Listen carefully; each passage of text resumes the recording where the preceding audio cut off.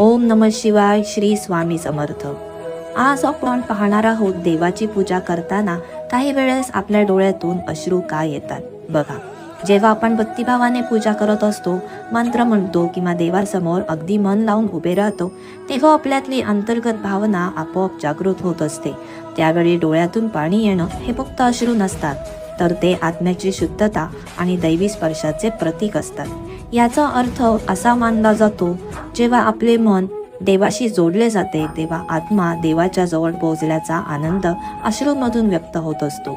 मनात दडलेले प्रेम, कृतज्ञता आणि समर्पणाचे ओझे हलके करण्यासाठी शरीर अश्रूंना मार्ग देत असतो.